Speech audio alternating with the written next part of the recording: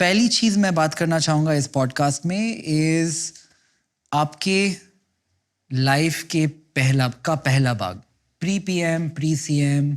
आप कहाँ पैदा हुए थे, पहले 10 सालों में आपने क्या किया था? If you can throw some light on the first era of your life. देखिए, वैसे तो सबको पता है मेरा जन्म गुजरात में, नॉर्थ गुजरात में महसाना डिस्ट्रिक्ट है। वहाँ वडनगर एक छोटा सा टाउन है। जब हम छोटे थे तब तो शायद 15,000 की आबादी थी, जैसे मोटा मोटा मुझे याद है। मैं उस स्थान से हूँ। लेकिन तब तो जैसे हर एक का अपना एक गांव होता है, वैसा एक मेरा गांव था। मेरे गांव एक प्रकार से गायकवाड़ी स्टेट था। तो गायकवाड़ स्टेट की एक विशेषता थी, हर गांव में एजुकेशन के प्रति बड़े आग्रही थे। एक तालाब होता था, पोस्ट ऑफिस होती थी, लाइब्रेरी होती थी। ऐसे एक 4-5 चीजें, यानी गायकवाड़ी स्टेट का गांव है तो ये होगा ही होगा, ये उनके व्यवस्था थी। तो मैं वो उस गायकवाड़ी स्टेट की जो प्राइमरी स्कूल बनी हुई थी उसमें ही पढ़ा था। तो मेरे खैर बचपन में वहीं रहा।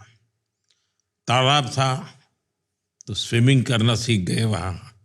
मेरे परिवार के सबके कपड़े मैं धोता था, तो उसके कारण मुझे तालाब जाने की इजाज़त मिल जाती थी। बाद में वहाँ एक भागवताचार्य नारायणाचार्य हाई स्कूल था, BN हाई स्कूल। वो भी एक प्रकार से चैरिटेबल ही था। वो कोई ऐसा आजकल का जो एजुकेशन की स्थिति है वैसे नहीं थी। तो मेरा वहाँ स्कूली शिक्षा वहाँ पर हुई।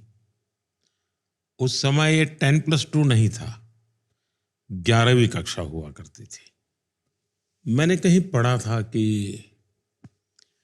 चाइनीज फिलोसोफर ह्यूएन त्संग वो मेरे गांव में रहे थे, तो उस पर एक फिल्म बनाने वाले थे। तो मैंने उस समय शायद उनकी यहाँ एम्बेसी को या किसी को चिट्ठी लिखी थी कि भाई आपने कहीं पढ़ा है कि आप ह्यूएन त्संग के लिए फिल्म बना रहे हैं। तो मेरे गांव में वो रहते थे, अब उसको भी जिक्र कहीं करना, ऐसा करके मैंने कुछ प्रयत्न किया था। वो बहुत साल पहले की बात है। उसके पहले मेरे गांव में एक रसिक भाई दवे करके थे। वे कांग्रेस के लीडर थे, थोड़े समाजवादी विचार के भी थे, और मूल वो सौराष्ट्र के थे और मेरे गांव में आकर के बसे थे। वो हम स्कूल को बच्चों को कहते थे कि देखो भाई, तुम कहीं पर भी जाओ और कोई भी पत्थर तुम्हें मिले जिस पर कुछ लिखा हुआ हो या कहीं कुछ उस पर नक्काशी की हुई हो, तो वो पत्थर इकट्ठे करके स्कूल के इस कोने में डाल देना।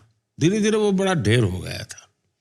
लेकिन तब मुझे समझ आया कि उनका इरादा ये था कि बहुत पुरातन गांव है, यहाँ के हर पत्थर में कोई न कोई स्टोरी है। इकट्ठा करो, जब भी कोई व्यक्ति आएगा तो इसको करेगा, शायद वो कल्पना रही होगी। तो मेरा भी ध्यान उस तरफ गया। 2014 में जब मैं प्रधानमंत्री बना तो स्वाभाविक दुनिया के लीडर से कर्टसी कॉल करते हैं। तो चीन के राष्ट्रपति शी, उनका कर्टसी कॉल आया, शुभकामनाएं वगैरह वगैरह बातें हुई। फिर उन्होंने खुद ने कहा कि मैं भारत आना चाहता हूं। मैंने कहा बिल्कुल स्वागत है आपका, आप जरूर आइए। तो कहा लेकिन मैं गुजरात जाना चाहता हूं। मैंने कहा तो और अच्छी बात है। तो उन्होंने कहा कि मैं तुम्हारे गांव वडनगर जाना चाहता हूं। मैंने कहा वो क्या बात है, आपने यहां तक का कार्यक्रम बढ़ा दिया है। बोले तुम्हें मालूम है क्यों? मैंने कहा नहीं, मुझे मालूम नहीं। तो बोले मेरा और तुम्हारा एक स्पेशल नाता है। मैंने कहा क्या? ह्यूएन त्संग जो चाइनीज फिलोसोफर था, वो सबसे ज्यादा समय तुम्हारे गांव में रहा था, लेकिन वापस जब आया चाइना तो मेरे गांव में रहा था। तो बोले हम दोनों का ये कनेक्ट है। और अगर आप अपने बचपन के बारे में और चीज़ें याद करें, जब आप छोटे थे क्या आप अच्छे स्टूडेंट थे? आपके ऐसा तो इंटरेस्ट क्या थे इस टाइम? मैं एक बहुत ही सामान्य विद्यार्थी रहा। मैं कोई किसी भी प्रकार से कोई मुझे नोटिस करे ऐसा नहीं था। लेकिन मेरे एक टीचर थे वेलजी भाई चौधरी करके, वो मेरे प्रति बहुत वो रखते थे। तो एक दिन वो मेरे पिताजी को मिलने गए थे। मेरे पिताजी को कह रहे थे इसके अंदर इतनी टैलेंट है लेकिन ये कोई ध्यान नहीं केंद्रित करता है, ऐसे ही है, जबाती बातें की चीजें करता रहता है। तो बोले हर चीज इतनी जल्दी ग्रास्प करता है लेकिन फिर अपनी दुनिया में खो जाता है।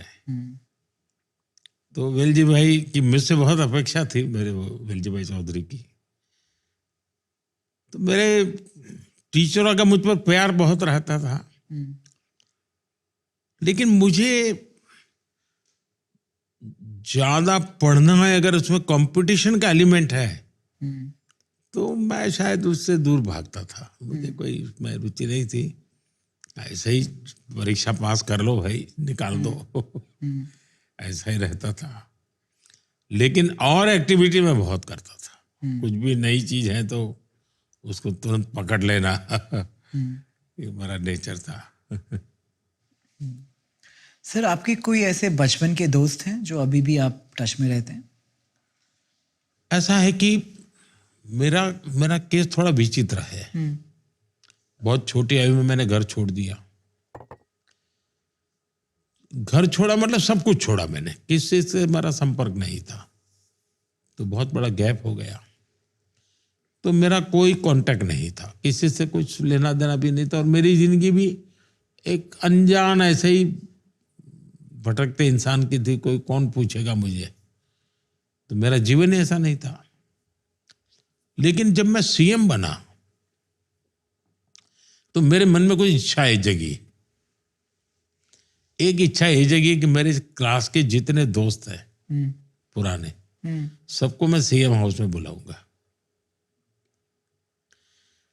उसके पीछे मेरी साइकोलॉजी ये थी कि मैं नहीं चाहता था कि मेरे किसी भी व्यक्ति को ये लगे कि अपने आप को बड़ा तिस्मार का बन गया है।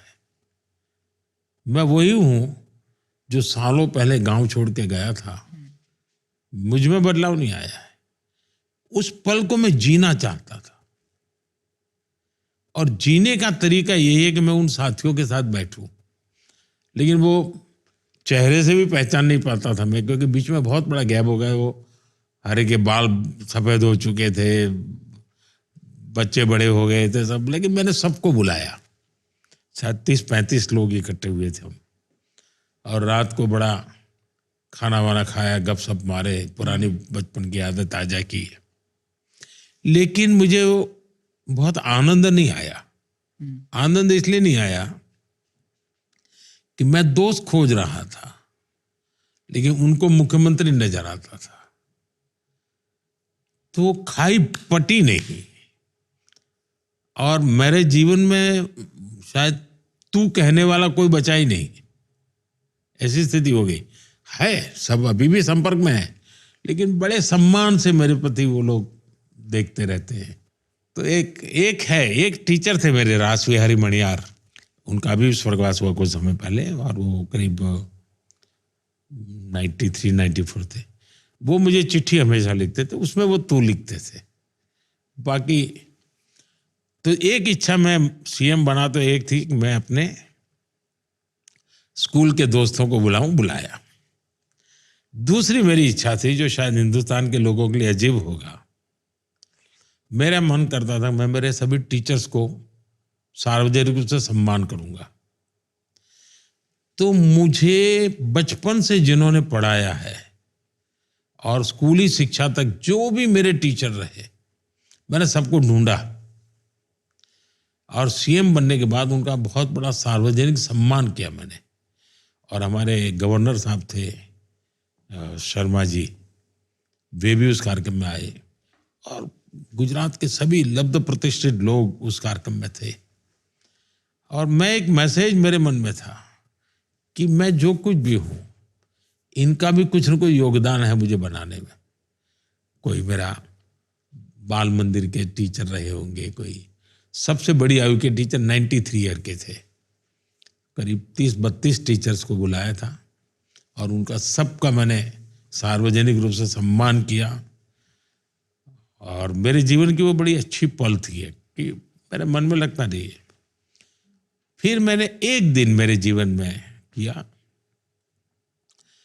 मेरा जो बृहद परिवार था, मेरे भाई, उनके संतान, बहन, उनके संतान, जो भी परिवार के लोग, क्योंकि उनको भी मैं पहचानता नहीं था क्योंकि मैं छोड़ चुका था।